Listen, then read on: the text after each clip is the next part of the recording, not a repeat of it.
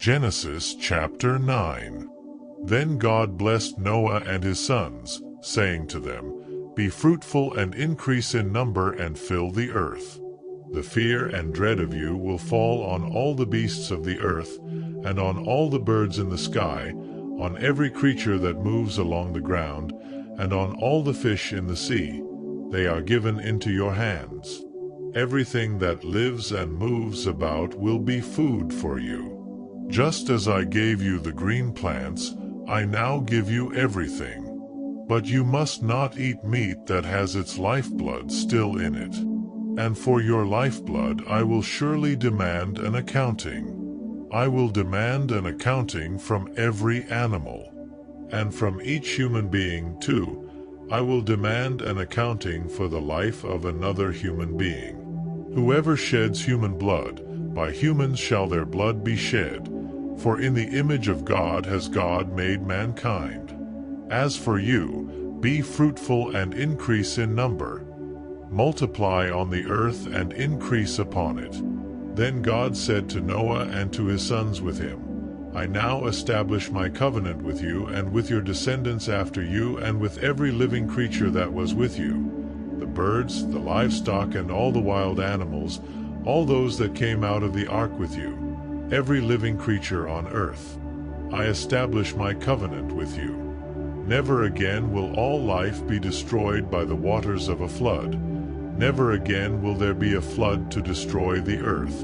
And God said, This is the sign of the covenant I am making between me and you and every living creature with you, a covenant for all generations to come. I have set my rainbow in the clouds, and it will be the sign of the covenant between me and the earth. Whenever I bring clouds over the earth and the rainbow appears in the clouds, I will remember my covenant between me and you and all living creatures of every kind. Never again will the waters become a flood to destroy all life. Whenever the rainbow appears in the clouds, I will see it and remember the everlasting covenant between God and all living creatures of every kind on the earth. So God said to Noah, This is the sign of the covenant I have established between me and all life on the earth. The sons of Noah who came out of the ark were Shem, Ham, and Japheth. Ham was the father of Canaan. These were the three sons of Noah, and from them came the people who were scattered over the whole earth. Noah, a man of the soil, proceeded to plant a vineyard. When he drank some of its wine, he became drunk and lay uncovered inside his tent. Ham, the father of Canaan, saw his father naked and told his two brothers outside. But Shem and Japheth took a garment and laid it across their shoulders.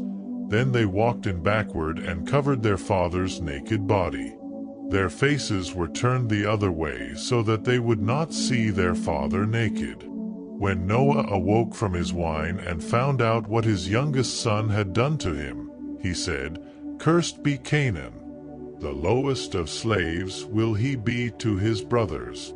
He also said, Praise be to the Lord, the God of Shem. May Canaan be the slave of Shem. May God extend Japheth's territory. May Japheth live in the tents of Shem, and may Canaan be the slave of Japheth. After the flood, Noah lived 350 years. Noah lived a total of 950 years, and then he died. Genesis chapter 10. This is the account of Shem, Ham, and Japheth, Noah's sons, who themselves had sons after the flood. The sons of Japheth: Gomer, Magog, Madai, Javan, Tubal, Meshech, and Tiras. The sons of Gomer: Ashkenaz, Riphath, and Togarmah. The sons of Javan: Elishah, Tarshish, the Kittites, and the Rodanites.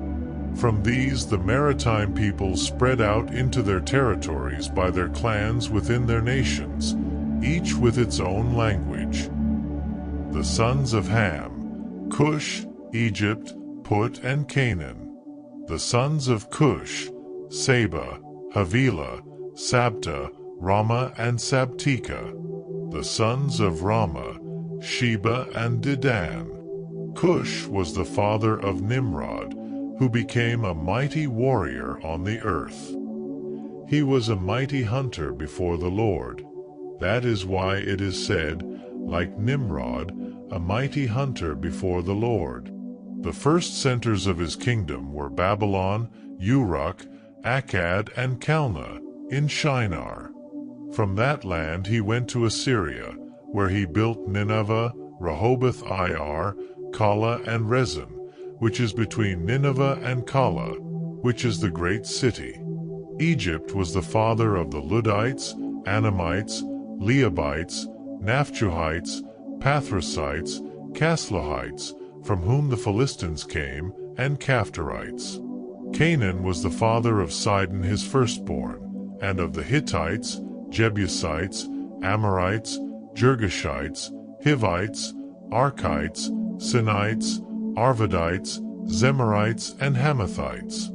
Later the Canaanite clans scattered, and the borders of Canaan reached from Sidon toward Gerar as far as Gaza, and then toward Sodom, Gomorrah, Admah, and Zeboim, as far as Lasha. These are the sons of Ham by their clans and languages, in their territories and nations. Sons were also born to Shem, whose older brother was Japheth. Shem was the ancestor of all the sons of Eber. The sons of Shem, Elam, Ashur, Arphaxad, Lud, and Aram. The sons of Aram, Orz, Hul, Gether, and Meshech. Arphaxad was the father of Shelah, and Shelah the father of Eber. 2 sons were born to Eber. One was named Peleg, because in his time the earth was divided.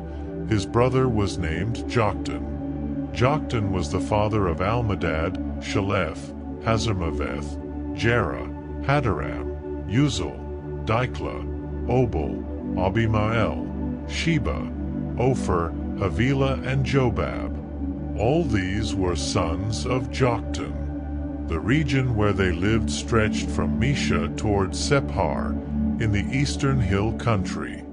These are the sons of Shem by their clans and languages, in their territories and nations. These are the clans of Noah's sons, according to their lines of descent, within their nations. From these the nations spread out over the earth after the flood.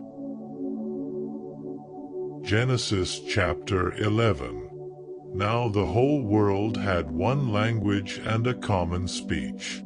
As people moved eastward, they found a plain in Shinar and settled there. They said to each other, "Come, let's make bricks and bake them thoroughly." They used brick instead of stone, and tar for mortar. Then they said, "Come, let us build ourselves a city, with a tower that reaches to the heavens, so that we may make a name for ourselves. Otherwise we will be scattered over the face of the whole earth." But the Lord came down to see the city and the tower the people were building. The Lord said, "If as one people speaking the same language they have begun to do this, then nothing they plan to do will be impossible for them. Come, let us go down and confuse their language, so they will not understand each other." So the Lord scattered them from there over all the earth, and they stopped building the city. That is why it was called Babel, because there the Lord confused the language of the whole world. From there the Lord scattered them over the face of the whole earth. This is the account of Shem's family line. 2 years after the flood, when Shem was 100 years old, he became the father of Arphaxad. And after he became the father of Arphaxad, Shem lived 500 years and had other sons and daughters. When Arphaxad had lived 35 years, he became the father of Shelah. And after he became the father of Shelah, Arphaxad lived 403 years and had other sons and daughters. When Shelah had lived 30 years, he became the father of Eber. And after he became the father of Eber, Shelah lived 403 years and had other sons and daughters. When Eber had lived 34 years, he became the father of Peleg. And after he became the father of Peleg, Eber lived 430 years and had other sons and daughters. When Peleg had lived 30 years, he became the father of Reu. And after he became the father of Reu, Peleg lived 209 years and had other sons and daughters. When Reu had lived 32 years, he became the father of Serug. And after he became the father of Serug, Reu lived 207 years and had other sons and daughters. When Serug had lived 30 years, he became the father of Nahor. And after he became the father of Nahor, Serug lived 200 years and had other sons and daughters. When Nahor had lived 29 years, he became the father of Terah. And after he became the father of Terah, Nahor lived 119 years and had other sons and daughters. After Terah had lived 70 years, he became the father of Abram, Nahor, and Haran. This is the account of Terah's family line. Terah became the father of Abram, Nahor, and Haran. And Haran became the father of Lot. While his father Terah was still alive, Haran died in Ur of the Chaldeans, in the land of his birth. Abram and Nahor both married. The name of Abram's wife was Sarai, and the name of Nahor's wife was Milcah. She was the daughter of Haran, the father of both Milcah and Iscah. Now Sarai was childless because she was not able to conceive. Terah took his son Abram, his grandson Lot, son of Haran, and his daughter-in-law Sarai, the wife of his son Abram, and together they set out from Ur of the Chaldeans to go to Canaan. But when they came to Haran, they settled there. Terah lived 205 years, and he died in Haran.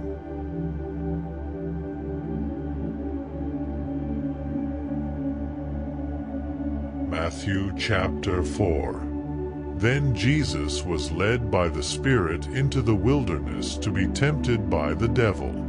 After fasting 40 days and 40 nights, he was hungry. The tempter came to him and said, "If you are the Son of God, tell these stones to become bread." Jesus answered, "It is written, 'Man shall not live on bread alone, but on every word that comes from the mouth of God.'" Then the devil took him to the holy city and had him stand on the highest point of the temple. "If you are the Son of God," he said, "throw yourself down. For it is written, 'He will command his angels concerning you, and they will lift you up in their hands, so that you will not strike your foot against a stone.'" Jesus answered him, "It is also written, 'Do not put the Lord your God to the test.'" Again, the devil took him to a very high mountain and showed him all the kingdoms of the world and their splendor. "All this I will give you," he said, "if you will bow down and worship me." Jesus said to him, "Away from me, Satan, for it is written, 'Worship the Lord your God and serve him only.'" Then the devil left him, and angels came and attended him. When Jesus heard that John had been put in prison, he withdrew to Galilee.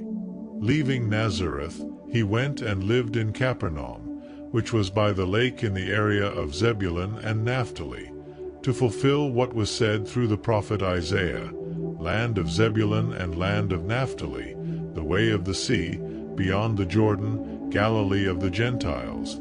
The people living in darkness have seen a great light. On those living in the land of the shadow of death a light has dawned."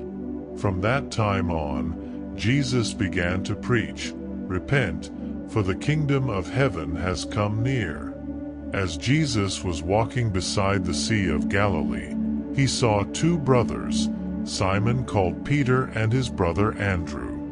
They were casting a net into the lake, for they were fishermen. "Come, follow me," Jesus said, "and I will send you out to fish for people." At once they left their nets and followed him. Going on from there, he saw two other brothers, James son of Zebedee and his brother John. They were in a boat with their father Zebedee, preparing their nets. Jesus called them, and immediately they left the boat and their father and followed him. Jesus went throughout Galilee, teaching in their synagogues, proclaiming the good news of the kingdom, and healing every disease and sickness among the people. News about him spread all over Syria, and people brought to him all who were ill with various diseases, those suffering severe pain, the demon-possessed, those having seizures, and the paralyzed, and he healed them. Large crowds from Galilee, the Decapolis, Jerusalem, Judea, and the region across the Jordan followed him.